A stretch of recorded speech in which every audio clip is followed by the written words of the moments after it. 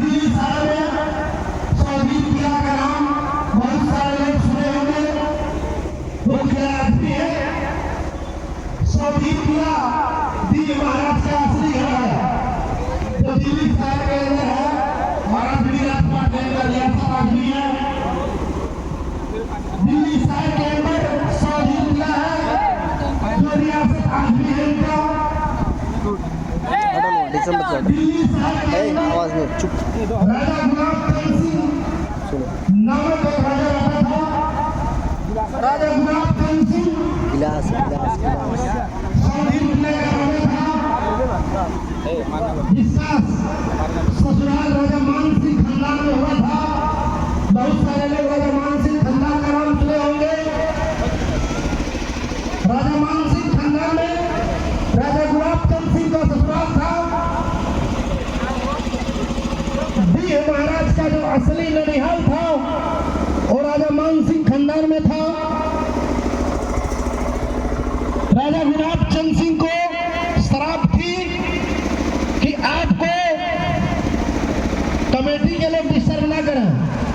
हम कहानी बंद कर देंगे और आगे की विधि करना शुरू करेंगे। हमारे पास ऐसे भी टाइम नहीं है, हम बताते नहीं कहीं इस बात को, इस बात को दबा के रख देते हैं।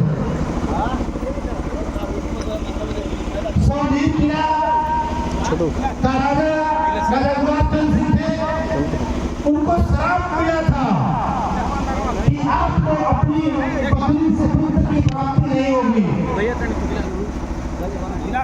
कुछ दिन बाद शादी मिलने के बाद राजा गुलाब चंद सिंह को पता चला कि मुझे श्राप मिला है, हमारे संतान नहीं होंगे। उनको मन बहुत ही दुख हुआ कि इतना बड़ा सौदीप किला है, यहाँ का राजा ही नहीं कोई बनेगा, मेरे रियासत का क्या होगा। तो राजा रात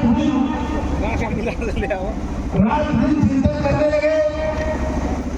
राजा बहुत दुखी था कि हम पत्नी को छोड़ नहीं सकते, दूसरा शादी कर नहीं सकते, मेरे रियासत को कौन लेगा, मेरे अपने पत्नी से साथ बच्चे होंगे नहीं। बहुत ही मन बहुत दुखी था, बहुत ही प्रेरित हुआ, बहुत ही उसके दिल टूट गए। अचानक एक रात ऐसा भी आता है जिस रात वो राजा स्वप्न देखता है और स्वप्न में उसको आदिशक्ति भी स्वप्न दिखा रही थी माता, और उन्होंने स्वप्न में ये दिखाया माता ने कि तुम्हारे घर में जो नौकरानी है वो जात की दुसात थी, राजा के दरबार में भाई का काम करती थी, झाड़ू पोछा करती थी, और दुसात की लड़की थी, कुंवारी थी। माता ने बताया कि अगर आपको इस जात से कोई भेदभाव ना हो तो आप इसी कन्या से विवाह कर लो, आपको पुत्र की प्राप्ति होगी। लेकिन लड़की तो दुसात की थी और ये जो छतरी अब खाली तो हो नहीं सकता। राजा मन काफी समय तक इस बात का चिंतन करने लगे। फिर राजा की जो पत्नी थी राजा गुलाब चंद सिंह जी, उन्होंने अपनी खुशी जाहिर की कि आखिर हमसे पुत्र पैदा नहीं होगा, हमसे आपको श्राप है, कहीं तो करेंगे, नहीं करेंगे तो रियासत का क्या होगा। और फिर हुआ क्या, उन्होंने अनुमति दिया, खुशी खुशी अपने पति का विवाह कराया उस कन्या के साथ जो घर में नौकरानी थी, जो दुसात की लड़की थी। अब दुसात की लड़की से इनका विवाह होता है धूमधाम से, और दुसात की लड़की से 7 पुत्र की प्राप्ति होती है। उनको 7 पुत्र पैदा होते हैं और एक पुत्री पैदा होती है। 7 पुत्र एक पुत्री राजा गुलाब चंद सिंह को पैदा होते हैं। दूसरी वाली पत्नी ने दुसात की लड़की थी, उससे 7 पुत्र 7 बेटा एक बेटी। पहले बेटे का नाम था सौदीप, दूसरे बेटे का नाम था लालचंद, तीसरे बेटे का नाम था चौथे का नाम था बैठे पैरों दे वीडियो बनेगा तो भाई फोन बनवा दे वीडियो बना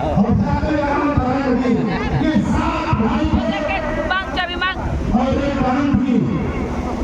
ये सारे भाई जंगल में निकले, शिक्षा की प्राप्ति हुई, एक अच्छे धनुषा के पास गए, इनको धनुष की ज्ञान हुआ, इनको लड़ाई युद्ध, इनको सारी शिक्षाएं जंगल में दी गई।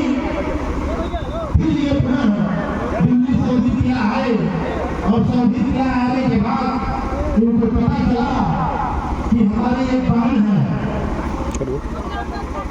इनको पता चला कि हमारी एक बहन है। बाद में इनको पता चला कि हमारी जो बहन है वो बंगाल में है। जब इनको पता चला कि हमारी बहन बंगाल में है, कवरू में, ये सातों भाई रियासत संभालने लगे। राजा गुलाब चंद सिंह के सातों पुत्र अपनी रियासत को संभालने लगे, घुड़सवारी करने लगे, छत्र को संभालने लगे, अपने राजपाट को देखने लगे। उसके बाद ये सातों भाई प्लान बना लेते हैं कि हम सातों भाई मिलके कमेटी के लिए चर्चा नहीं करेंगे, इधर मत करिए, इधर उधर देंगे मत आप लोग, मुझे कहा लेने दीजिए, बार बार मैं इस चीज को कहूंगा नहीं। फिर सातों भाई अपनी बहन से मिलने के लिए बंगाल के लिए निकल चुके। बंगाल के लिए निकले। ये जो भी बातें मैं बताऊंगा, इसका कहीं से भी मैं आपको प्रूफ दे सकता हूँ। ये बड़ी बड़ी बात नहीं है। बहुत सारे लोग आपको यहाँ दिल्ली रहते होंगे, दिल्ली का नाम शोधित किया है, नाम सुने होंगे, यहाँ भी स्थित है प्रमाण के रूप में। जैसे अयोध्या में मिट्टी की खुदाई हो रही थी तो बहुत सारी प्रतिमाएं हमारे सनातन धर्म की पाई गई। उसी तरह से दिल्ली के अंदर शोधित किला जो प्रमाणित किला है तो राजा गुलाब चंद सिंह का है। उन्हीं के साथ पुत्र थे जिनकी बात मैं बता रहा हूँ। ये सातों पुत्र अपनी बहन से मिलने के लिए कौरू के लिए निकल चुके। रास्ते में राजी रधानी का नाम आपने सुने होंगे। राजी रधानी गोरखपुर जिला पड़ा और राजी रधानी में ये सातों भाई रथ पर सवार होकर के जा रहे थे। इनका रथवार इनका रथ भाग रहा था। राजी रधानी में जब ये पहुंचे तो इनके भोलों की आवाज, इनके चलने की आवाज, इनके बदन की खुशबू, इनके चलने की आहट बंगाल में से पहले ही धीरिया का गाना था। धीरिया बंगाल में ही है एक जगह पर। आप लोग धीरिया का नाम सुने होंगे। सोफा में अक्सर बोलते हैं हमारी धीरिया बंगाली। तो धीरिया तो वहीं थी, दोनों बंगाल में ही थी। और जब इनकी आहट उनको पता चलती है, धीरे अपने बाण से वार कर देती है और इनके रथ का जो पहिया था, गाड़ी देता है इनके रथ का जो पहिया था